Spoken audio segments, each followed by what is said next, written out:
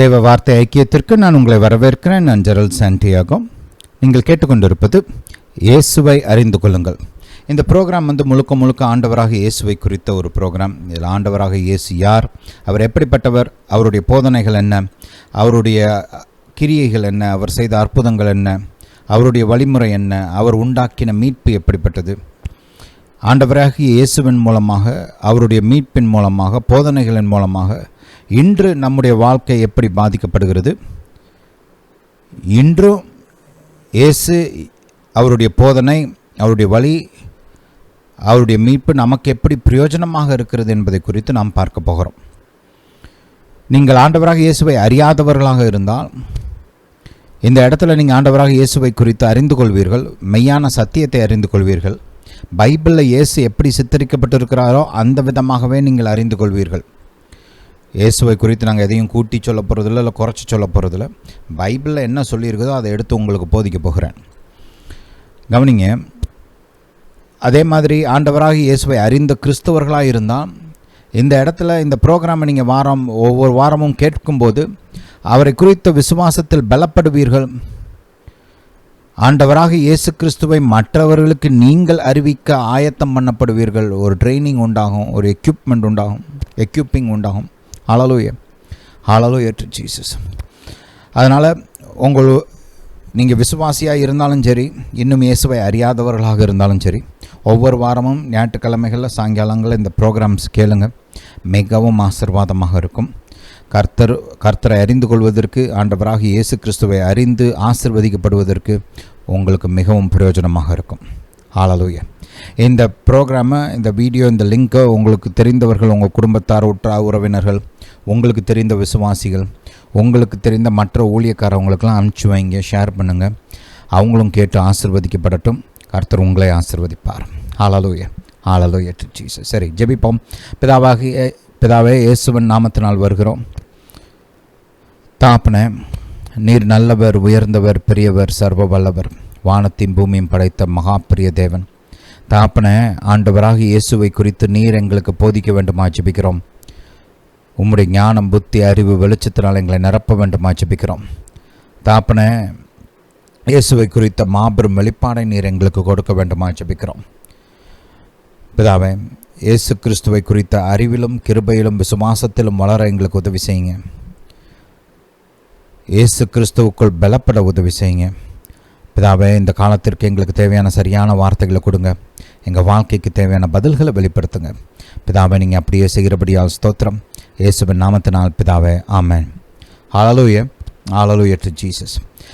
கடந்த பல வாரங்களாக நாம் ஆண்டவராக இயேசுவை குறித்து பல்வேறு காரியங்களை தியானித்து கொண்டு வருகிறோம். ஒருவேளை இன்றைக்கி தான் நீங்கள் ஜாயின் பண்ணுறீங்க அப்படின்னா, யூடியூப்பில் காட்ஸ் வேர்ட் ஃபெல்லோஷிப் நம்ம சேனலுக்கு போய் அங்கே இன்ட்ரடியூசிங் ஜீசஸ் அல்லது இயேசுவை அறிந்து கொள்ளுங்கள் அப்படின்னு நீங்கள் டைப் பண்ணிங்கன்னா அந்த ப்ளேலிஸ்ட்டே வரும் உங்களுக்கு. இந்த ப்ரோக்ராமில் உள்ள பழைய மெசேஜஸ் எல்லாமே வரும். நீங்கள் கேட்டு பயன்பெறுங்கள், ஆசீர்வதிக்கப்படுங்கள். மிகவும் பிரயோஜனமாக இருக்கும். சரி, இன்றைக்கு கடந்த 2 வாரங்களாக ஆண்டவராக இயேசு எப்படி சாலமோனை காட்டிலும் பெரியவராக இருக்கிறார், அவர் எப்படி தன்னுடைய முதல் 30 ஆண்டுகளை ஞானத்தை சம்பாதிப்பதற்கு பயன்படுத்தினார், ஞானத்தை தேடுகிறவராக, ஞானத்தை விரும்புகிறவராக, ஞானம் நிறைந்தவராக எப்படி வாழ்ந்தார், அவருடைய ஊழியத்திற்கு இது எப்படி ஒரு அடித்தளமாக இருந்தது என்பதை குறித்தெல்லாம் பார்த்தோம். ஆண்டவராக இயேசுவின் போதனைகள் பாருங்கள், ஞானம் நிறைந்த, மாபெரும் ஞானம் நிறைந்த போதனைகள். ஒரு சில சமயம் நீங்கள் அவிசுவாசிகள்கிட்ட பேசுனீங்கன்னா அவங்க பாருங்கள், ஏதோ கிறிஸ்தவத்துக்கும் ஞானம், அறிவிற்கும் ஏதோ சம்மந்தமே இல்லாத மாதிரி பேசுவாங்க. இது ஏதோ ஒரு குருட்டு நம்பிக்கை, சயின்ஸ் ஏதோ அறிவின் அடிப்படையில் இருக்கிறது அப்படின்ற மாதிரி பேசுவாங்க. அது உண்மை கிடையாது. பைபிள் தான் பாருங்கள் மெய்யான ஞானம். மெய்யான ஞானத்தை போதிக்கிறது பைபிள். வானத்தையும் பூமியும் படைத்த கர்த்தர் தான் ஞானத்தின் ஊற்று.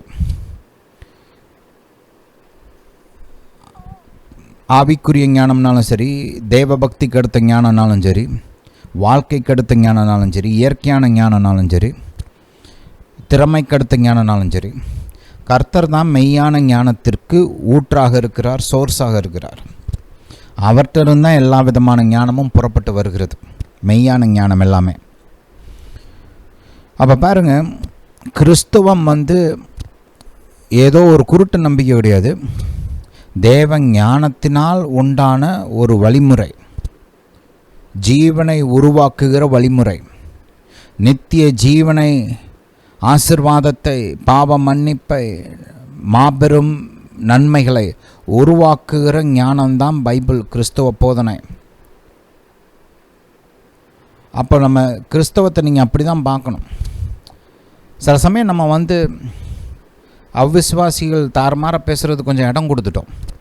நாமளும் அவங்கள பார்த்து அவங்க என்னமோ ஐயோ ரொம்ப படித்தவங்க இப்போ ரொம்ப பேசுகிறாங்க, அவங்களும் ரொம்ப படித்தவங்க, அதனால் அவங்க அந்த அறிவு சம்மந்தமாக பேசுவாங்க.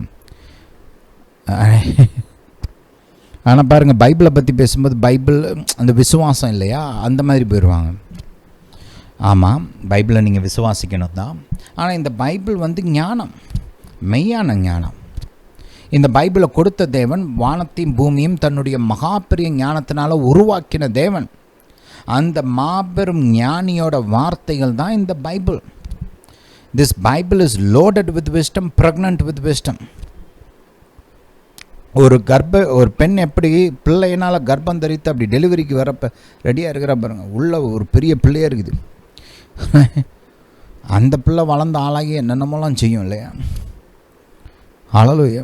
அந்த மாதிரி தான் இந்த பைபிள். இந்த பைபிளுக்குள்ளே ஞானம் அப்படியே புதஞ்சு கிடக்குது. அந்த ஞானத்தை நீங்கள் வெளியில் கொண்டு உங்கள் இருதயத்துக்குள்ளே போட்டிங்கன்னா, அதை உங்கள் லைஃப்பில் அப்ளை பண்ணிங்கன்னா, அது மாபெரும் காரியங்களை சாதிக்கும், மாபெரும் ஆசீர்வாதங்களை உண்டாக்கும். ஹல்லேலூயா, ஹல்லேலூயா டு ஜீசஸ். அதனால் பைபிளை வாசிக்கும்போது ஒரு பயபக்தியோடு வாசிக்கணும். தேவ ஞானத்தை நான் இங்கே இப்போ வாசிக்க போகிறேன், தேவ ஞானத்தை தெரிந்து கொள்ள போகிறேன். ரைட், கர்த்தருடைய வார்த்தையை நான் வாசிக்க அதிலிருந்து ஞானம் புறப்பட்டு இருதயத்தை நிரப்பும். இப்படி ஒரு எதிர்பார்ப்போடு, ஒரு மரியாதையோடு, பயபக்தியோடு அணுகணும். இது ஏதோ வெறும் சடங்காச்சாரமாக ஒரு மத புஸ்தகம் கிடையாது. ஜீவிக்கிற தேவன், வானத்தையும் பூமியும் தன்னுடைய ஞானத்தினால் உண்டாக்கின அந்த மாபெரும் தேவனுடைய ஞானத்திலிருந்து புறப்பட்டு வந்த வார்த்தைகள் இது. அந்த ஒரு மைண்ட் செட் இருக்கணும் எனக்கு. ஹல்லேலூயா, ஹல்லேலூயா டு ஜீசஸ்.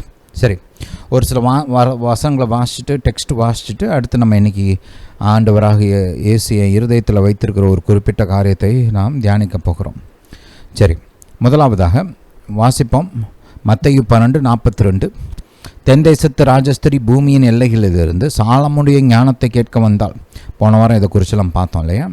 சாலமன் எவ்வளோ பெரியவராக இருந்தார், அவரை காட்டிலும் இயேசு எவ்வளோ பெரியவராக இருக்கிறாருன்றதெல்லாம் பார்த்தோம். இதோ சாலமனிலும் பெரியவர் இங்கே இருக்கிறார். ஆதலால் நியாய தீர்ப்பு நாளிலே அந்த ராஜஸ்திரி இந்த சந்ததியாரோடு எழுந்து நின்று இவர்கள் மேல் குற்றம் சுமத்துவாள். அப்போ இயேசுவை சொல்கிறார், சாலமனை காட்டிலும் பெரியவர் இங்கே இருக்கிறார். ஹல்லேலூயா, ஹல்லேலூயா டு ஜீசஸ். அதே மாதிரி லூக்கா 2ஆம் அதிகாரத்தில் இயேசு ஞானத்தினால் நிறைந்திருக்கிறார், ஞானத்தில் பெருகினார் என்று வேதம் நமக்கு திட்டமாக தெளிவாக போதிக்கிறது. ரைட், இன்றைக்கி இன்னொரு காரியத்தை நான் உங்களுக்கு காண்பிக்க விரும்புகிறேன். சரி, இந்த வசனத்தை பார்ப்போம், பார்த்துட்டு அடுத்த காரியங்களை நான் உங்களுக்கு காண்பிக்கிறேன். சரி, இங்கே பாருங்கள், 15ஆம் வசனத்திலேருந்து வாசிப்போம், இல்லை 14 இருந்தே வாசிப்போம். இயேசு பார்த்துங்க, தேவ ராஜ்யத்தின் ரகசியங்களை போதிக்க ஆரம்பிக்கிறார். அப்படி போதிக்க ஆரம்பிக்கும்போது தன்னுடைய சீஷர்களுக்கு ஒரு சில காரியங்களை வெளிப்படுத்துகிறார். அதை பார்ப்போம். மக்கள்கிட்டலாம் ஒரு ஓமைகளாக பேசினார். ரைட், ஏன் இப்படி மக்கள்கிட்டலாம், பொதுமக்கள்கிட்டலாம் ஏன் ஓமையாக பேசுகிறீங்க, ஏன் அப்படி வெளிப்படையாக ப்ளைனாக பேச மாட்டேங்கிறீங்க அப்படின்னு சீஷர்கள் கேட்கும்போது அவங்களுக்கு பதில் சொல்கிறார். அப்படி சொல்லும்போது தான் இந்த காரியம் சொல்லப்படுகிறது. 14ஆம் வசனத்திலிருந்து வாசிப்போம். ஏசாயாவின் தீர்க்க தரிசனம் அவர்களிடத்தில் நிறைவேறுகிறது. அதாவது, காதார கேட்டும் உணராதிருப்பீர்கள், கண்ணார கண்டும் அறியாதிருப்பீர்கள். இந்த ஜனங்கள் கண்களினால் காணாமலும் காதுகளினால் கேளாமலும் இருதயத்தினால் உணர்ந்து மனம் திரும்பாமலும் நான் அவர்களை ஆரோக்கியமாக்காமலும் இருக்கும்படியாக அவர்கள் இருதயம் கொழுத்திருக்கிறது, காதால் மந்தமாய் கேட்டு தங்கள் கண்களை மூடிக்கொண்டார்கள் என்பதே. என்ன சொல்கிறாரு? மக்கள் மனம் திரும்புவதற்கு, அவங்க வாழ்க்கை மாறுவதற்கு, அவங்க தேவனிடத்திலிருந்து நன்மைகளை பெற்றுக்கொள்வதற்கு கண்களால் பார்க்கணும், காதால் கேட்கணும், இருதயத்தில் புரிந்து கொள்ள வேண்டும். என்னத்தை கண்ணால் பார்க்கணும்? இவர் சரீரப்பிரகாரமான கண்களை சொல்லலை, ரைட்? சரீரப்பிரகாரமான கண்கள் அங்கே எல்லாருக்குமே இருந்துச்சு இல்லையா? வந்தவங்களாம் இயேசுவை பார்க்குறாங்க, அவர் செஞ்சதை பார்க்குறாங்க, அவர் பேசுகிறத பார்க்குறாங்க, அதெல்லாம் பார்க்குறாங்க. காதுங்க நல்லா தான் இருக்குது, இயேசு சொல்கிற வார்த்தையெல்லாம் காதால் கேட்குறாங்க, அதெல்லாம் உண்டு தான், ரைட்? ஆனால் அவங்க இந்த உள்ளான மனிதன், ரைட், தட் ஸ்பிரிச்சுவல் இயர் கேட்குற அந்த வார்த்தையை, இயேசுவோட அந்த வார்த்தைகளை கேட்குறாங்க. அதுக்குள்ளே இருக்கிற அந்த வெளிச்சத்தை அவங்க பார்க்கல, அதுக்குள்ளே இருக்கிற அந்த ஞானத்தை பார்க்கல. காதுகளில் வார்த்தை கேட்குது, சத்தம் கேட்குது, ஆனால் அதுக்குள்ளே இருக்கிற புரிந்து கொள்ளுதல், அதுக்குள்ளே இருக்கிற விவேகம், அதுக்குள்ளே இருக்கிற அறிவெல்லாம் இவங்க மைண்டில் ஏறவே இல்லை, இருதயத்தில் புரியலை, விளங்கலை, ரைட்? அதை அவங்க கிராஸ் பண்ணவே இல்லை, ரைட்? அதான் கண் இருந்தும் பார்க்க மாட்டேங்கிறாங்க, காது இருந்தும் கேட்க மாட்டேங்கிறாங்கன்னு அதனால தான் சொல்கிறாரு. வெளியிலலாம் காது நல்லா இருக்குது, கண் நல்லா தான் இருக்குது, ஆனால் உள்ளே இருக்கிற கண்ணால் பார்க்க தெரியல.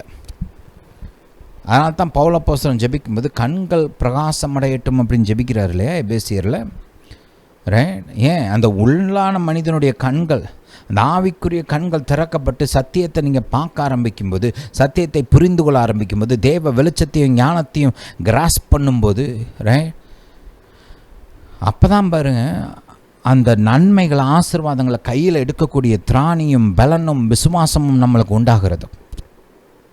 இந்த ஜனங்க சும்மா நிற்கிறாங்க, கேட்குறாங்க, கிளம்புறாங்க, போகிறாங்க, அவ்வளோதான், வேறு ஒன்றும் இல்லைங்க, ரைட்? இருதயத்தில் புரிந்து கொள்ளுதல் இல்லை. அந்த கேட்குற காதும் பார்க்குற கண்ணும் இருந்தால் தான் இருதயத்தில் புரிந்து கொள்ளக்கூடிய ஒரு இருதயம் உண்டாகும், ரைட்? பாருங்கள், இந்த புரிந்து கொள்ளுதல் ரொம்ப முக்கியம். நீங்கள் தேவ வார்த்தையை கேட்கும்போது அதை புரிஞ்சுக்கிட்டீங்கன்னா தான் அது உங்கள் இருதயத்துக்குள்ளே இறங்கும், இல்லைன்னா மேலோட்டமாக இருக்கும், பிசாசு தூக்கிட்டு போயிடுவான். அதான் அந்த முதல் ரகம் இல்லையா? முதல் ரகமான இருதயம் ஏசப்பா போதிக்கிறார்ல. அது பாருங்கள், விதையெல்லாம் எங்கே இருக்குதான்? மேலேயே கிடக்குதான், உள்ளே இறங்கலை, மேலாப்பில் கிடக்குது, ரைட்? அதனால தான் பறவைகள் தூக்கிட்டு போகுதுன்னு சொல்கிறாரு. ஏன்னா மத்தேயுல சொல்கிறாரு, அவங்க கேட்குறாங்கன்னா புரிஞ்சுக்கல, உணர்வு உண்டாகலைன்னா புரிந்து கொள்ளுதல் உண்டாகலை, அதனால் மேலோட்டமாக கிடக்குது, பிசாசு ஈஸியாக தூக்கிட்டு போயிடுறான். கேட்குற வார்த்தையை குறித்த அந்த வெளிச்சமும் புரிந்து கொள்ளுதலும் உண்டாகும்போது தான் அந்த வார்த்தை இருதயத்துக்குள்ளே இறங்கி போகுது. புரியுதா? ஹல்லேலூயா. அப்போது ஏசப்பா சொல்கிறார், இதெல்லாம் விளக்கமாக போதிச்சுட்டு இங்கே சொல்கிறாரு பாருங்கள் 16ஆம் வசனம், உங்கள் கண்கள் காண்கிறதினாலும் உங்கள் காதுகள் கேட்கிறதினாலும் அவைகள் பாக்கியமுள்ளவைகள். இந்த சீஷர் பார்க்கக்கூடிய இடத்துல இருக்கிறாங்க. அவங்க ஏசப்பா போதிக்கிறாரு, மேலோட்டமாக அந்த பேரபிள் மட்டும் இல்லை, இவங்க இன்னும் போய் கேட்குறாங்க, கர்த்தாவே இதை சொல்லிக் கொடுமெல்லாம் கேட்குறாங்க. இவங்களுக்கும் புரியல ஏசப்பா முதல்ல சொல்லும்போது. ஆனால் ஏசப்பாட்ட போய் கேட்குறாங்க, கர்த்தாவே இது என்ன அப்படின்னு கேட்குறாங்க.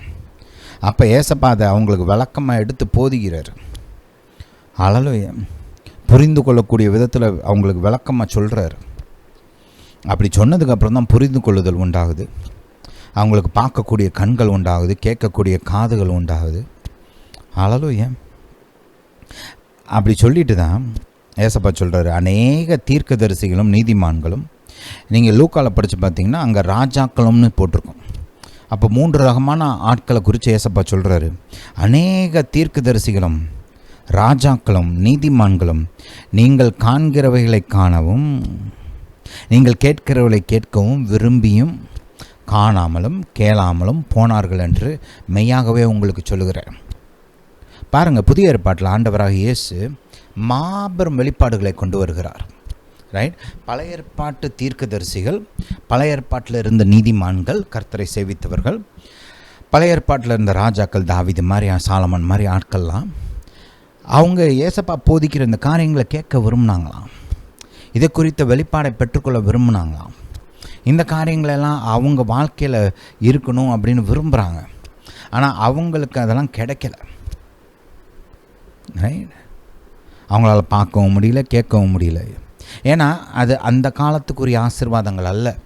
இயேசு இந்த பூமிக்கு மீட்பின் கிரியைகளை உண்டு பண்ணி மனிதன் மறுபடியும் பிறந்து தேவ பிள்ளையாக மாறினதுக்கப்புறம் தான் இந்த மாதிரி ஸ்லாக்கியங்கள், இந்த புதிய ஏற்பாட்டு புதிய உடன்படிக்கையின் ஸ்லாக்கியங்கள், அதிகாரங்கள், ஆசீர்வாதங்கள்லாம் பெற்றுக்கொள்ள முடியும். அந்த பழைய ஏற்பாட்டின் காலத்தில் இயேசு மீட்பை உண்டு பண்ணுறதுக்கு முன்னாடி அந்த காரியங்களை யாராலையும் பெற்றுக்கொள்ள முடியாது. எவ்வளோ நல்லவங்களாக இருந்தாலும் சரி, எவ்வளோ கர்த்தரை சேவிக்கிறவங்களாக இருந்தாலும் சரி, எவ்வளோ தான் ஞானியாக இருந்தாலும் சரி, அந்த காலம் வரலை. ரைட்? இயேசு மீட்பை உண்டு பண்ணுற அந்த காலம் வரலை. இயேசு மீட்பை உண்டு பண்ணுறதுக்கு முன்னாடி அதை யாராலையும் பெற்றுக்கொள்ள முடியாது. விரும்பினாங்க, வாஞ்சித்தாங்க, தேடினாங்க. பைபிளில் அப்படியே போட்டிருக்குது. கர்த்தர் எந்த காலத்தை குறித்து சொல்கிறாரு, இது எப்போ நடக்க போகுது, இந்த எந்த மகிமையெல்லாம் இப்போ எங்கே வரப்போகுது அப்படின்லாம் ஆராய்ச்சி செய்தார்கள் என்று பேதுரு சொல்கிறார் இல்லையா? 2 பேதுருவில் நம்ம பார்க்குறோம், 1 பேதுருவில் கூட அந்த மாதிரி இருக்குது. ரைட்? ஆனால் அவங்க அப்படிலாம் தேடியும் அவங்களுக்கு இதெல்லாம் கிடைக்கல, பார்க்க முடியல, புரிஞ்சு கொள்ள முடியல. ஏன்னா அதெல்லாம் யாருக்கு கர்த்தர் ஏற்படுத்தி வச்சுருந்தார்? மீட்கப்பட்ட ரட்சிக்கப்பட்ட பிள்ளைகளுக்கு, உங்களுக்கும் எனக்கும் தான். ஹல்லேலூயா. நமக்காகவே மகிமையான காரியங்களை ஏற்படுத்தி வைத்திருக்கிறார். பாருங்கள், இந்த Bible is a progressive revelation. Progressive revelation இந்த நீங்கள் பாலிட்டிக் ப்ரொக்ரெசிவ் மாதிரி நினச்சிடக்கூடாது. அவங்க ப்ரொக்ரெசிவ்னு சொல்லிட்டு ரைட் பேக்வேர்ட்ஸாக போயிட்டுருக்குறாங்க. ரைட்? இந்த ப்ரொக்ரெசிவ் வேறு. இது பார்த்திங்கன்னா, இப்போ நீங்கள் இந்த ஸ்கூலில் படிக்கிறீங்க இல்லையா, ஸ்கூலில் உங்களுக்கு ப்ரொக்ரெசிவ் ரெவலேஷன் தான் சொல்லிக் கொடுக்குறாங்க இயற்கையான விதத்தில். பாருங்கள், நீங்கள் எல்கேஜி படிக்கும்போது உங்களுக்கு 1, 2, 3 சொல்லி கொடுத்துருப்பாங்க. ரைட்? அதுக்கப்புறம் நம்பர்ஸ்லாம் கொஞ்சம் கற்றுக்கிட்டதுக்கப்புறம் கூட்டல், கழித்தல், பெருக்கல், வகுத்தல் இதெல்லாம் சொல்லிக் கொடுப்பாங்க இல்லையா? அதுக்கப்புறம் அப்படியே கொஞ்சம் போனீங்கன்னா அப்புறம் ஃப்ராக்ஷன் சொல்லிக் கொடுப்பாங்க, டெசிமல்ஸ் சொல்லிக் கொடுப்பாங்க. அப்புறம் கொஞ்சம் முன்னேறி போனோடனே வேர்ட் ப்ராப்ளம்ஸ் அப்படிலாம் சொல்லிக் கொடுப்பாங்க. ரைட்? முதல்ல வெறும் நம்பர் மட்டும் கொடுப்பாங்க, அப்புறம் வேர்ட் ப்ராப்ளம், சிச்சுவேஷனல் ப்ராப்ளம்ஸ் அதெல்லாம் கொடுப்பாங்க, சால்வ் பண்ணுன்னு சொல்லுவாங்க. ரைட்? அப்புறம் அல்ஜீப்ரா சொல்லிக் கொடுப்பாங்க, அப்புறம் ஜாமெட்ரி சொல்லிக் கொடுப்பாங்க, கிராஃப் சொல்லிக் கொடுப்பாங்க, லாகரிதம் சொல்லிக் கொடுப்பாங்க. இதெல்லாம் தெரிஞ்சுக்கிட்டால் தான் நீங்கள் ஃபஸ்ட்டு +1 +2 உங்களுக்கு இந்த பாருங்கள், இந்த differentials, integrals, trigonometry, advance geometry அப்படிலாம் சொல்லிக் கொடுக்குறாங்க இல்லையா? அதெல்லாம் அப்போ தான் விளங்கும். நீங்கள் இந்த 1ஆம் கிளாஸ்லேருந்து 10ஆம் கிளாஸ் வரைக்கும் ஒழுங்காக படிக்கலன்னு வச்சுக்கோங்களேன், 11th 12th போய் பேந்த முழிக்கணும் அப்படியே. ரைட்? என்னடா சொல்கிற, அந்நிய பாஷையில் பேசுகிறியா, அந்த மாதிரி தான் முழிக்கணும். ஏன்னா படிக்கலைல்ல, பேசிக் புரியலை. அதனால் 11th 12th சொல்லிக் கொடுக்குறது மண்டையில் ஏறாது. இந்த அறிவெல்லாம் இருந்தால் தான் அங்கே அட்வான்ஸ்டு நாலேஜ் புரியும் இல்லையா? அந்த மாதிரி தான் பைபிளையும் பார்த்தீங்கன்னா எடுத்த உடனே பெரிய காரியங்களெல்லாம் கர்த்தர் சொல்லலை, ஆரம்பத்தில் இருந்தே பாருங்கள். அதனால பழைய ஏற்பாட்டில் சொல்லியிருக்கிறதெல்லாம் தேவையில்லை, இல்லை பெரிய காரியம் இல்லைன்னு அர்த்தம் கிடையாது. ரைட்? திஸ் ரெவலேஷன் அதில் சொல்லப்பட்ட எல்லாமே முக்கியமானது தான், பொக்கிஷமானது தான். ஆனால் படிப்படியாக கர்த்தர் தன்னை குறித்து அதிகமாக வெளிப்படுத்துகிறார். அதை தான் ப்ரொக்ரெசிவ் ரெவலேஷன் சொல்கிறோம். ரைட்? இப்போ இங்கிலீஷில் ஒரு உதாரணத்தை எடுத்துக்கிட்டிங்கன்னா, ஆரம்பத்தில் உங்களுக்கு ஏபிசிடி படிச்சிருப்பீங்க, அப்புறம் வேர்ட்ஸ் அந்த ஆல்ஃபபெட்ஸை பயன்படுத்தி வேர்டு ஃபார்ம்ன்றதுக்கு சொல்லி கொடுத்துருப்பாங்க. அப்புறம் வேர்ட்ஸை ஃபார்ம் பண்ணி அப்புறம் பார்த்திங்கன்னா அதை வச்சுட்டு உங்களுக்கு ரைம்ஸ் சொல்லி கொடுத்துருப்பாங்க. ரைட்? அப்புறம் சென்டென்ஸ் ஃபார்ம் பண்ணுறதுக்கு சொல்லி கொடுப்பாங்க. அப்புறம் அப்படியே கொஞ்சம் முன்னாடி போய் போயட்ரி சொல்லி கொடுப்பாங்க. அப்புறம் கொஞ்சம் கிராமர், அந்த ரூல்ஸு, ரைட்? சென்டென்ஸை எப்படி ஃபார்ம் பண்ணணும், பேராகிராஃப் எப்படி எழுதணும், லெட்டருக்கு என்ன ஃபார்மேட்டு, எஸ்ஸே எப்படி எழுதணும், காம்ப்ரிஹென்ஷன்னா என்ன, எப்படி ஒரு காரியத்தை புரிஞ்சுக்கிட்டு அதை கிரகிச்சுக்கிட்டு கரெக்டாக அதுக்கு பதில் சொல்கிறது, ரைட், அதை பயன்படுத்துறது அப்படின்றதெல்லாம் படிப்படியாக சொல்லிக் கொடுக்குறாங்க இல்லையா? ரைட்? எஸ்ஏ ரைட்டிங்கு, அதுக்கப்புறம் புக்ஸு படித்து அதை பேஸ் பண்ணி நம்ம பரீட்சை எழுதுறது, அந்த மாதிரி படிப்படியாக வளருது இல்லை? ஹல்லேலூயா. அப்போ பாருங்கள், நீங்கள் ஒழுங்காக அந்த ஏபிசிடியை ஒழுங்காக படித்தா தான் வேர்டு ஒழுங்காக ஃபார்ம் பண்ண முடியும். வேர்டு ஒழுங்காக ஃபார்ம் பண்ண தெரிஞ்சிருந்தால் தான் சென்டென்ஸ் ஃபார்ம் பண்ண முடியும். சென்டென்ஸ் ஃபார்ம் பண்ணுறதுக்கு இந்த கிராமர் ரூல்ஸ் எல்லாம் ஒழுங்காக தெரிஞ்சால் தான் கரெக்டாக சென்டென்ஸ் ஃபார்ம் பண்ண முடியும் இல்லைன்னா நீங்கள் சென்டென்ஸுன்னு நினச்சி என்னத்தையா எழுதுவீங்க, ஆனால் வாசிக்கிறவனுக்கு ஒன்றுமே புரியாது. ஏன்? அந்த கிராமட்டிக்கல் ரூல்ஸ் ஃபாலோ பண்ணல, இல்லை ஸ்பெல்லிங் தப்பாக இருக்கும். ரைட்? அதனால் வாசிக்கிறவனுக்கு ஒன்றுமே வழங்காது இல்லையா? அதனால் ஒழுங்காக கிராமரை ஒழுங்காக படிச்சிருக்கணும், அந்த வேர்ட்ஸை ஒழுங்காக தெரிஞ்சுருக்கணும், அந்த ஸ்பெல்லிங்கை ஒழுங்காக புரிஞ்சுருக்கணும், வார்த்தைக்கு என்ன அர்த்தம் தெரியணும். ரைட்? எந்த இடத்துல எந்த வார்த்தை போடுறதுன்னு அப்போ தான் தெரியும். ரைட்? அதுக்கப்புறம் கோர்வையாக ஒரு கட்டுரை எழுதுகிற அளவுக்கு போகணும்னா இதெல்லாம் தெரிஞ்சிருக்கணும் இல்லையா? சென்டென்ஸ் ஃபார்ம் பண்ண தெரியணும், ஒரு பேராகிராஃபை ஸ்ட்ரக்சர் பண்ண தெரியணும். ரைட்? எதை எப்படி ஆரம்பிக்கணும், எப்படி முடிக்கணும், இதெல்லாம் தெரியணும். யோசிக்கிற திறன்லாம் அதுக்கப்புறம் தான் உண்டாகும். ரைட், புரியுதா? எடுத்த உடனே எல்கேஜி பிள்ளைக்கு போய் நீங்கள் வந்து கட்டுரை எழுது, ரைட், 10 பக்கத்துக்கு கட்டுரை எழுது அப்படின்னு கொடுத்தீங்கன்னா உங்களை என்னன்னு சொல்கிறது? ரைட், அந்த பிள்ளை ஃபெயில் ஆகிரும் கட்டாயமாக. யார் தப்பு? நம்ம தப்பு தான். அந்த பிள்ளைக்கு ஏபிசிடியை சொல்லிக் கொடுக்காம கட்டுரை கையில் கொடுத்தா இல்லையா?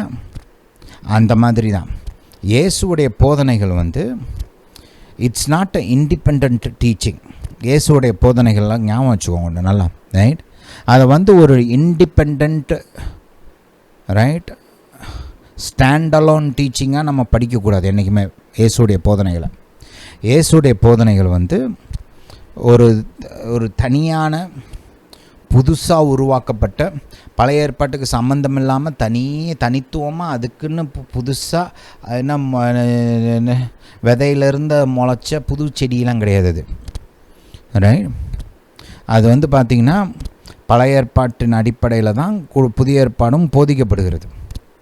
பழைய ஏற்பாட்டின் அடித்தளம் இல்லாமல் புதிய ஏற்பாடு கிடையவே கிடையாது. பழைய ஏற்பாடு இல்லாமல் இயேசுவோட போதனையே கிடையாது. புரியுதா? அதனால் நீங்கள் வந்து இப்போ நம்ம அடுத்த வாரத்தில் இருந்து இயேசுடைய போதனைகளை படிக்க போகிறோம். அவர் சொல்லிக் கொடுத்த அந்த மாபெரும் ஞானம் நிறைந்த அந்த போதனைகளை படிக்க ஆரம்பிக்க போகிறோம். ஆனால் அதை படிக்க ஆரம்பிக்கும்போது அந்த பழைய ஏற்பாட்டின் வெளிச்சத்தில் பார்க்க போகிறோம். தனியாக இது என்னமோ ஸ்டாண்டலோன் டீச்சிங் மாதிரி நம்ம பார்க்க போகிறதில்ல. With the light of the old testament, in the light of the old testament, அப்படி தான் பார்க்க போகிறோம். அந்த பழைய ஏற்பாட்டோட வெளிச்சத்தில், ரைட், இயேசுடைய போதனைகள், அதுக்குள்ளே இருக்கிற ஞானம், அதில் வெளிப்படுத்தப்படுற அறிவு, இதெல்லாம் தியானிக்க போகிறோம். நம்ம இது வரைக்கும் நீங்கள் போதனையில் கேட்டிருந்தாலே உங்களுக்கு புரிஞ்சிருக்கும். ஒவ்வொரு கான்செப்டை படிக்கும்போதும் நம்ம வந்து இப்போ புதிய ஏற்பாட்டு போதனை அப்படின்னு தனியாக நம்ம எடுத்து படிக்கலை. பழைய ஏற்பாட்டோட வெளிச்சத்தில் இந்த புதிய ஏற்பாட்டை கரெக்டாக புரிந்து கொள்வதற்கு முயற்சி எடுத்துருக்குறோம். அந்த ஃபவுண்டேஷனை வச்சு தான் இதை புரிஞ்சுக்க நம்ம பிரயாசப்படுறோம்.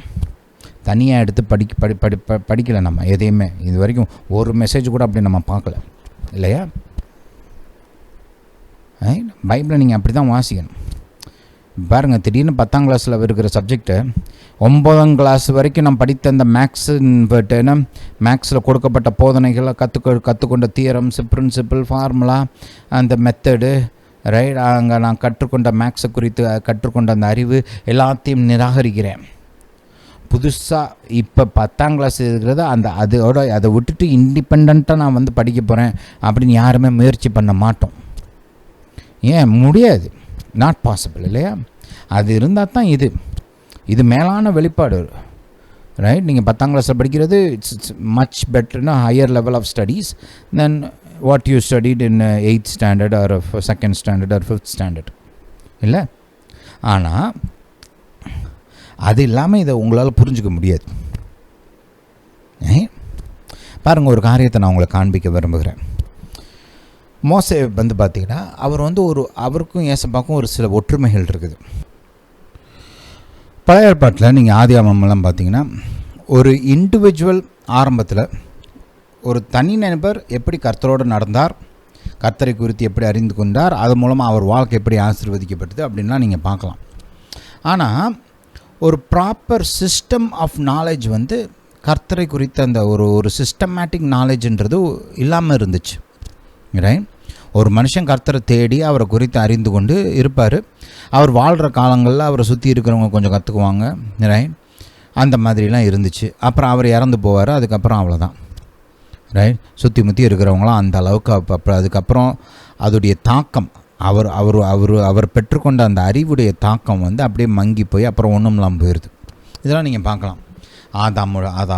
ஆதாமுடைய வாழ்க்கையில் பார்க்கலாம். ஆபேல், அப்புறம் பார்த்திங்கன்னா ஏனோக்கு, நோவா, ஷெம், அப்புறம் யோபு, இவங்களுடைய வாழ்க்கையெல்லாம் பார்த்திங்கன்னா அவங்க கர்த்தரோடு நடக்கிறாங்க. கர்த்தரை குறித்த அறிவு அவங்களுக்கு ஓரளவுக்கு இருக்குது, ரைட். ஆனால் அவங்க அறிவு அவங்க வரைக்கும் தான் இருக்குது. அநேக நேரங்களில் அவங்க குடும்பத்தை கூட அந்த அளவுக்கு பெருசாக பாதிக்கலை. நீங்கள் அவங்களோட ஒவ்வொருத்தரையோட தனி வாழ்க்கையை நீங்கள் போய் படித்து பாருங்கள், ரைட். அது வந்து ஒரு சிஸ்டமேட்டிக் ஒரு பாடி ஆஃப் நாலேஜாக மாறலை. இப்போ நீங்கள் இன்றைக்கி மெடிக்கல் ஃபீல்டில் அந்த அறிவு இருக்குது. இந்த அறிவு வந்து எப்படி அந்த ஒரு பாடி ஆஃப் நாலேஜ் இருக்குது, மெடிக்கல் சயின்ஸ் அப்படின்னு ஒன்று இருக்குது. அதுக்குன்னு ஒரு டிகிரி இருக்குது, ரைட்? அதை நீங்கள் படிக்கலாம். அதுக்கப்புறம் மேல் படிப்பு இருக்குது. இதெல்லாம் எப்படி வந்துச்சுன்னா, பல்வேறு மக்கள் அவங்க வாழ்க்கையில் கண்டுபிடிச்சதை அவங்க டாக்குமெண்ட் பண்ணி சேர்த்து வச்சு இப்போ வந்து யார் வேணாலும் படிக்கலாம் அப்படின்ற மாதிரி கொண்டு வந்துட்டாங்க இல்லையா?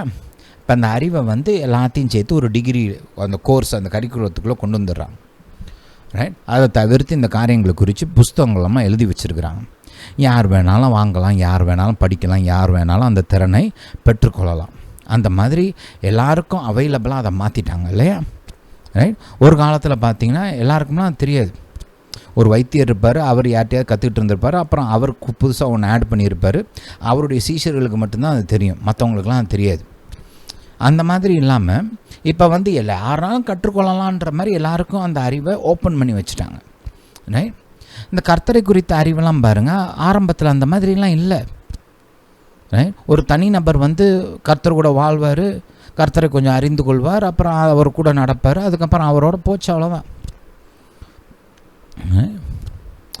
ஆபிரகாம் வரைக்கும் அந்த மாதிரி தான் இருந்துச்சு. நீங்கள் யோபின் புஸ்தகத்தில் கூட பார்த்தீங்கன்னா அவங்களுக்கு வந்து கர்த்தரை குறித்து முழுமையான அறிவு இருந்துச்சுன்னா சொல்ல முடியாது, ரைட்? நீங்கள் யோபின் புஸ்தகத்தை படித்து பார்த்தீங்கன்னா கர்த்தர் சர்வ வல்லவர் என்ற அறிவு அவங்களுக்கு இருந்துச்சு, அவர் நியாயாதிபதி என்ற அறிவு இருந்தது அவங்களுக்கு, ரைட்? விதைப்பு அறுப்பின் பிரமாணத்தை குறித்த வெளிப்பாடு இருக்குது, ரைட்?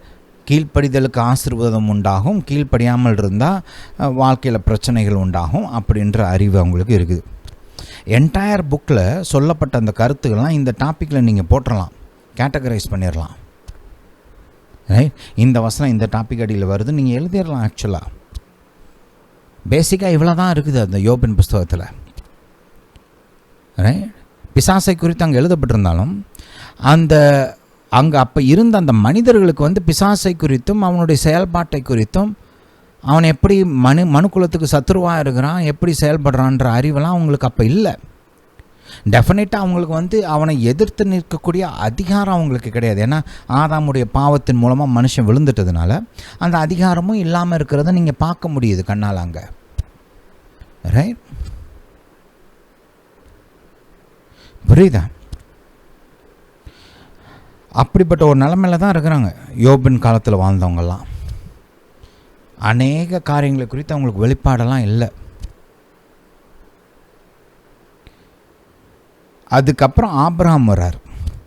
ஆபிரகாம் வர்றப்ப தான் பாருங்கள், அந்த உடன்படிக்கையின் மூலமாகவும், ரைட், கர்த்தர் வந்து ஒரு ஒரு சிஸ்டத்தை ஃபார்ம் பண்ணுறார். தன்னை குறித்த அந்த அறிவு, அந்த வெளிப்பாடு, அந்த ஆசீர்வாதம், அந்த வாக்குத்தத்தங்கள்லாம் இது தொடர்ந்து நீடிப்பதற்கு ஒரு வழிமுறையை கர்த்தர் உண்டு பண்ணுறார், ரைட்? ஆபிரகாமோட அவனை தனியாக அழைத்து வந்து தன்னுடைய பாதைகளெல்லாம் அவனுக்கு போதித்து, அப்புறம் அவன்கிட்ட ஒன்று சொல்கிறார், நீ வந்து இதை உன் பிள்ளைகளுக்கு போதிக்கணும்னு சொல்லி கொடுக்குறாரு, ரைட்? அதனால் இப்போ வந்து அந்த அந்த அந்த போதனை ப்ளஸ் அந்த வழிமுறைகள், அந்த உடன்படிக்கை, ஆசீர்வாதங்கள், வாக்குத்தத்தங்கள், இதெல்லாம் தொடர்ந்து நீடிக்கக்கூடிய ஒரு சிஸ்டத்தை கர்த்தர் ஆபிரகாம் மூலமாக தான் உண்டு பண்ணுறார். அதுக்கு முன்னாடி பார்த்திங்கன்னா எல்லாம் அப்படியே காணாப்போகுது. ஒரு ஆள் நல்லா இருப்பார், அப்புறம் அவர் போயிட்டார்னா போச்சு, அவ்வளோதான். ஆபிரகாம் மூலமாக ஒரு சிஸ்டத்தை கர்த்தர் ரெடி பண்ணுறார். இப்போ அந்த குடும்பத்தின் மூலமாக, ரைட், அந்த தேவனை குறித்த அறிவும், தேவனுடைய வாக்குத்தத்தங்களும், தேவனுடைய உடன்படிக்கையும் தலைமுறையாக கடத்தப்படுகிறது. அது வந்து நிப்பாட்டாமல், ஒரு பிரேக் இல்லாமல், அந்த காரியங்கள் அழிந்து போகாமல், மறக்கப்படாமல் கடத்தப்படுகிறத நம்ம பார்க்க ஆரம்பிக்கிறோம். அதுக்கப்புறம் தான் மோசே வர்றார். மோசே வந்து பார்த்திங்கன்னா இந்த தனிநபர்களுக்கு மட்டுமல்ல, ரைட், முழு தேசமும் கர்த்தரை அறிந்து கர்த்தரை சேவிக்கக்கூடிய விதத்தில் தேவனிடத்திலிருந்து வெளிப்பாடுகளை பெற்று அதை டாக்குமெண்ட் பண்ணி, ரைட், ஒரு லாவாக அதை கோடிஃபை பண்ணி, ரைட், கொடுத்துட்றாரு, ரைட்? ஹல்லேலூயா.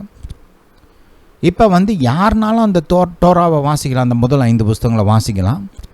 யாருனாலும் கர்த்தரை குறித்து அறிந்து கொள்ளலாம், யாருனாலும் கர்த்தர் கூட நடக்கலாம், ரைட்? யாருனாலும் கர்த்தரோடு அந்த உறவை வளர்த்து கொள்ளலாம், யாருனாலும் அந்த உடன்படிக்கையின் நன்மைகளை பெற்றுக்கொள்ளலாம், யாருனாலும் அந்த உடன்படிக்கையின் ஆசீர்வாதங்களை பெற்றுக்கொள்ளலாம். தனி நபர் மட்டுமல்ல, இல்லை ஒரு குடும்பம் மட்டுமல்ல, முழு தேசமும் அதை பெற்றுக்கொள்ளக்கூடிய விதத்தில் அவர் கர்த்தரிடத்திலிருந்து வெளிப்பாடுகளையும் அறிவையும் பெற்று அதை மக்களுக்கு பாஸ் பண்ணுறார். இப்போ பாருங்கள், ஒரு குடும்பம், தனிநபர் மற்றும் குடும்பம் எப்படி நடக்கணுன்றது மட்டுமில்லை, ஒரு தேசம் எப்படி செயல்பட வேண்டும் என்ற அறிவை அவர் பெற்றார். ஒரு அரசாங்கம் எப்படி நடக்கணும், ஒரு ராஜா எப்படி நடந்து கொள்ள வேண்டும், தேசத்தின் பொருளாதாரம் எப்படி செயல்பட வேண்டும்,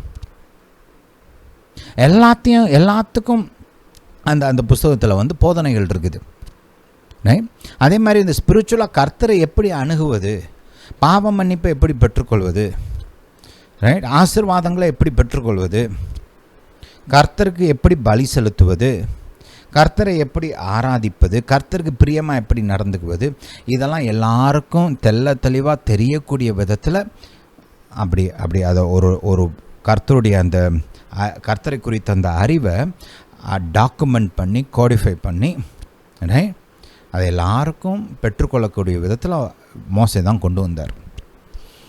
இதுதான் இன்றைக்கி பழைய ஏற்பாட்டுக்கும் சரி புதிய ஏற்பாட்டுக்கும் அடித்தளமாக ஃபவுண்டேஷனாக இருக்குது. இதன் அடிப்படையில் தான் தீர்க்கதரிசிகள் பேசினாங்க. அந்த லா மோசே கொண்டு வந்த நியாயப்பிரமாணம் ப்ளஸ் அந்த தீர்க்கதரிசிகளுடைய வார்த்தைகளின் அடிப்படையில் தான் இயேசு ஊழியம் பார்த்தார், மீட்பை உண்டு பண்ணினார். அதன் அடிப்படையில் தான் அப்போஸ்தலர்கள் ஊழியம் பார்த்தாங்க. It's a progressive revelation, right? இப்போ இயேசு வந்து ஒரு காரியத்தை ஆரம்பிக்கிறார். எப்படி மோசே இந்த மாதிரி ஒரு மாபெரும் ஒரு காரியத்தை ஆரம்பித்தாரோ அதே விதத்தில் பாருங்கள் இயேசு ஆரம்பிக்கிறார். இப்போ இயேசு யாருக்கு ஊழியம் பார்க்குறாரு? இயேசுடைய ஊழியம் என்ன செய்ய போகுது, அதை இப்படி சொல்லணும். இயேசுடைய ஊழியம் எதை உருவாக்க போகுது? எப்படி மோசேயின் ஊழியம் ஒரு தேசத்தை, கர்த்தருக்கு பயந்து நடக்கக்கூடிய, கர்த்தரால் ஆசீர்வதிக்கப்பட்ட ஒரு தேசத்தை உருவாக்கினதோ, இப்போ இயேசுடைய ஊழியம் முழு உலகத்தையும் கர்த்தரிடத்தில் கொண்டு வரக்கூடிய ஒரு வாசலை உருவாக்கினது, வழிமுறையை உருவாக்கினது. அங்கே ஒரு தேசம் கர்த்தருக்கு அடியில் செயல்படக்கூடிய வாசலை மோசே மூலமாக கர்த்தர் திறக்கிறார். இயேசுவின் மூலமாக உலகமே கர்த்தரை சேவிக்கக்கூடியதற்கு வாசலை கர்த்தர் திறக்கிறார்.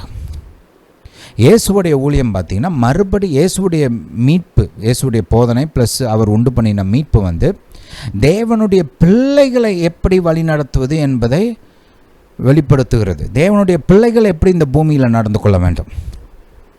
மறுபடியும் பிறந்த கல்லான இருதயம் இல்லாமல் சதையான இருதயம் உள்ள, கீழ்ப்படியக்கூடிய ஒரு ஆவி உள்ள, பரிசுத்த ஆவியானவரால் நிரப்பப்பட்ட தேவ பிள்ளைகள் எப்படி வாழ வேண்டும், எப்படி செயல்பட வேண்டும் என்ற போதனைகளை இயேசு கொண்டு வரார். ஹல்லேலூயா, புரியுதா? இப்போ இயேசுடைய ரேஞ்ச் வேற, அவர் போதிக்க போகிற சத்தியங்கள் காரியங்களும் வேற. அதனால்தான் டிஃப்ரென்ஸ் இருக்குது. அதனால்தான் ஆசீர்வாதங்கள், அதிகாரங்கள், ஆளுகைகள் இதெல்லாம் பழைய ஏற்பாட்டின் காலத்தை காட்டிலும் அதிகமாக கொடுக்கப்படுகிறது. ஏன் இப்போ வந்து அவங்க வேலைக்காரங்களில் பிள்ளைகள் இயேசுவை ஏற்றுக்கொண்ட ஒவ்வொருவரும் மறுபடியும் பிறந்து தேவ பிள்ளைகளாக மறுபடியும் பிறகுறாங்க. அந்த தேவ பிள்ளைகளுக்கு கொடுக்கப்படுகிற போதனை இது. ஹல்லேலூயா, ஹல்லேலூயா டு ஜீசஸ். மீட்பினால் உண்டாகிற ஆசீர்வாதங்கள், கிறிஸ்துவுக்குள் கொடுக்கப்படுகிற ஆசீர்வாதங்கள், ஆளுகைகள், அதிகாரங்கள், பலன்கள், இப்படி எல்லாவற்றையும் இயேசு எடுத்து போதிக்க ஆரம்பிக்கிறார். ரைட்? இந்த பிள்ளைகளுடைய ஸ்லாக்கியத்தை தான் அவங்க பார்க்குறாங்க, பழைய ஏற்பாட்டில் தேடுறாங்க, கண்களால் பார்க்குறாங்க. இது என்னப்பா, இது யாருக்கு, யாரை குறித்து கர்த்தர் இப்படி மகிமையான காரியங்கள் எல்லாம் பேசுகிறாரு, யாரை குறித்து இப்படி பேசுகிறாரு, இது எப்போ நடக்க போகுது, இது எப்போ நடக்கும், ரைட்? அதைத்தான் தேடி தேடி பார்க்குறாங்க. இதை நான் தெரிந்து கொள்ள வேண்டுமே அப்படின்னு அவங்களுக்குள்ள ஒரு ஆதங்கம். ஐயோ இவ்வளோ நல்லா இருக்குதே, ரைட், இவ்வளோ சூப்பராக இருக்குதே, இதை நான் தெரிந்து கொள்ள வேண்டுமே அப்படின்னு அப்போ இருந்த தீர்க்கதரிசிகள், ராஜாக்கள், நீதிமான்கள் இவங்களாம் விரும்புகிறாங்க. ஹல்லேலூயா, புரியுதா? தேடி பார்க்குறாங்க, இது நான் தெரிந்து கொள்ள வேண்டும், இது எனக்கு வேணும். ஜீசஸ். ஆனால் அது அவங்களுக்கு கிடைக்கல. அது அவங்களுக்கு கிடைக்கல. யாருக்கு கொடுக்கப்பட்டுச்சு? நமக்கு. நமக்கு. ஹல்லேலூயா, ஹல்லேலூயா டு ஜீசஸ். ஒரு வசனத்தை வாசிப்போம். 1 பேதுரு 1 அதிகாரம்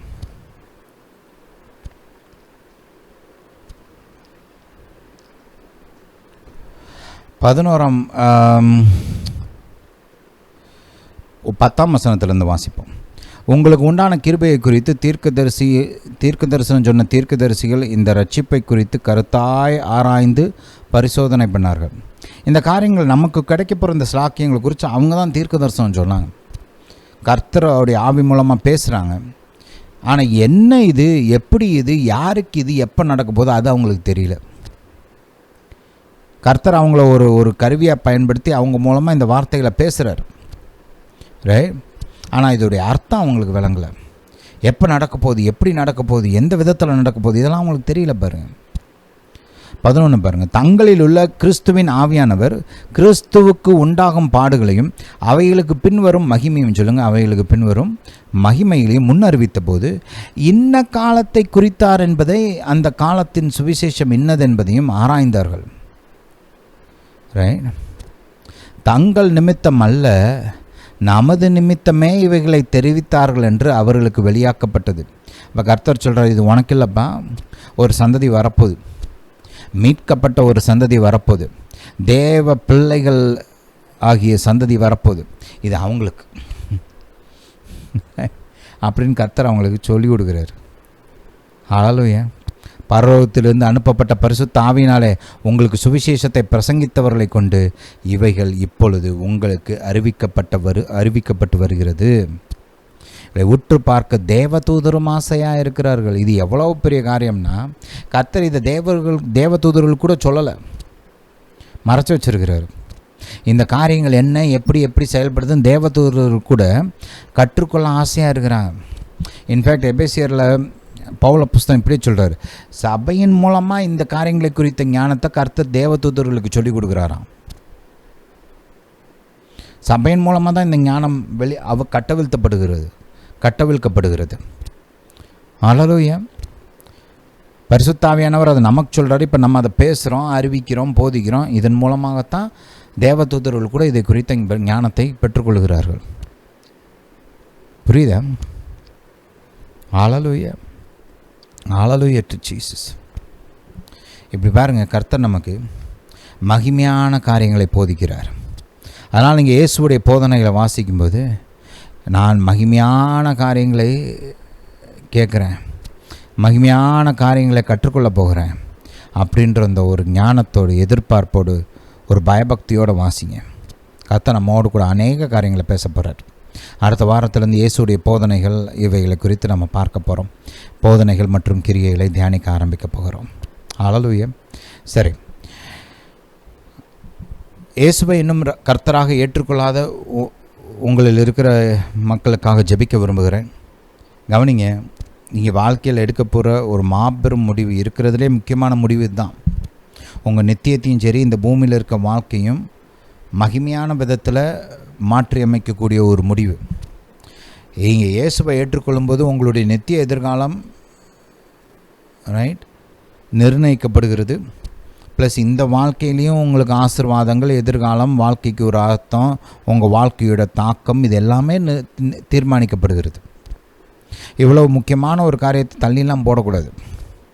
யோசித்து பார்ப்போம். அப்படிலாம் ஆல்ரெடி கர்த்தரை குறித்து கேட்டிங்கல்ல, இயேசு மெய்யான தேவன் தெரியுதில்ல, இப்போ ஏற்றுக்கொள்ளுங்கள். பாருங்கள், இதை வந்து செஞ்சிடணும். இயேசு வாழ்ந்த காலத்திலே அநேகர் வந்து இயேசுவை குறித்து அறிந்திருந்தார்கள். ஆனால் சுற்றி முற்றி பார்த்துட்டு சமுதாயம், யார் மற்றவங்க என்ன நினைப்பாங்க, மற்றவங்க என்ன சொல்லுவாங்க, இப்படி ஆச்சுன்னா அப்படி ஆச்சுன்னா இப்படி காரணம் சொல்லி அதை மறைச்சே வச்சுருந்தாங்க.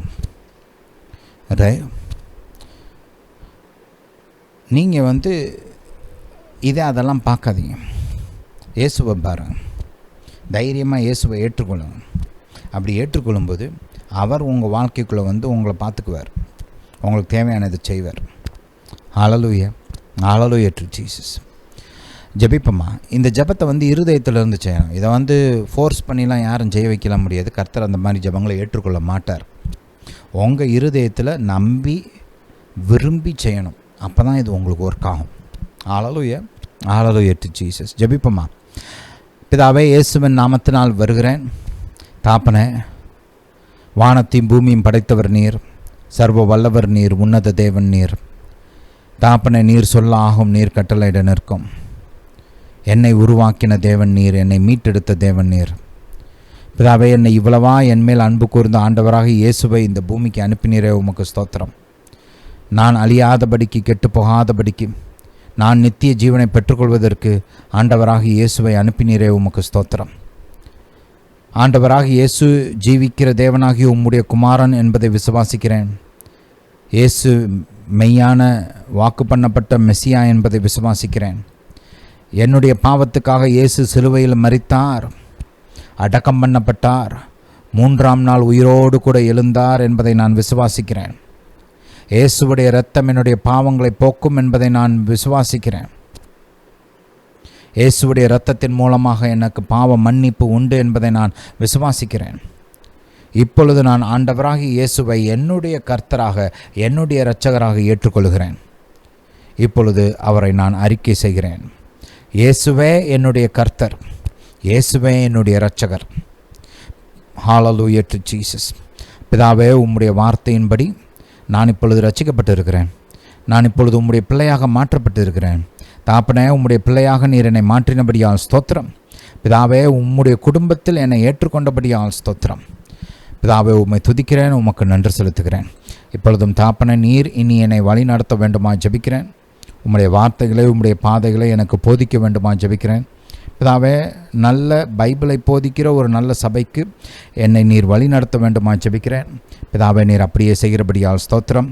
இயேசுவின் நாமத்தினால் பிதாவே, ஆமென். கவனிங்க, இந்த ஜெபத்தை நீங்கள் ஏறெடுத்திருந்தீங்கன்னா நீங்கள் இப்போ மறுபடியும் பிறந்திருக்கிறீங்க, கர்த்தருடைய பிள்ளையாக மாறி இருக்கிறீங்க.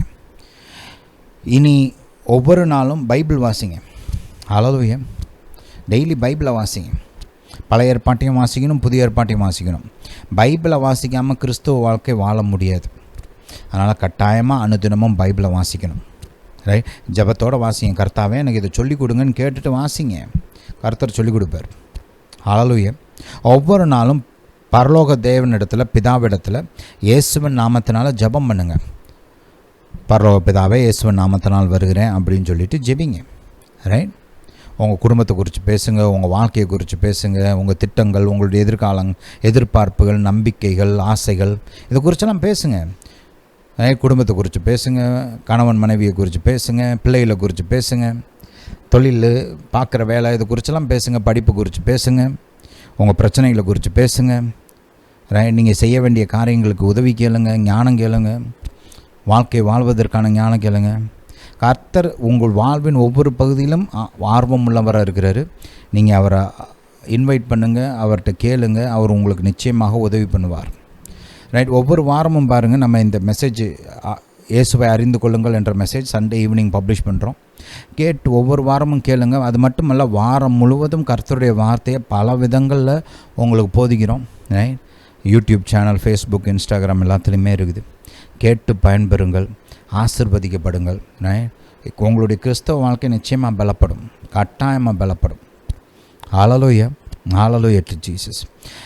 கர்த்தாவே, நான் ஒரு நல்ல சபைக்கு வழி நடத்துங்கன்னு கர்த்தர்கிட்ட உதவி கேட்டு ஒரு நல்ல சபையை கண்டுபிடிங்க. பைபிளை நல்லா போதிக்கிற ஒரு சபைக்கு போங்க. ஹல்லேலூயா, அது முக்கியம். அங்கே ஏன்னா மற்ற கிறிஸ்துவர்களோட ஒரு ஐக்கியம் உங்களுக்கு கட்டாயம் தேவை. அதனால் பைபிளை போதிக்கிற ஒரு நல்ல சபையில் போய் கர்த்தர் உதவியோடு ஜாயின் பண்ணுங்கள், நல்லா இருப்பீங்க. Hallelujah, hallelujah to Jesus. சரி, கடைசியாக இந்த வீடியோவோட டிஸ்கிரிப்ஷனில் இந்த God's word fellowship youth ministry சேனலோட லிங்க்கும், God's word fellowship prayer group சேனலோட லிங்க்கும் இருக்கும். அதை கிளிக் பண்ணி ஜாயின் பண்ணிக்கோங்க. உங்களுக்கு ரொம்ப ஆசீர்வாதமாக இருக்கும். இந்த போதனை கேட்டபடியால் நன்றி. கர்த்தர் உங்களை ஆசீர்வதிப்பாராக. நம்முடைய இயேசு ராஜா சீக்கிரம் வருகிறார்.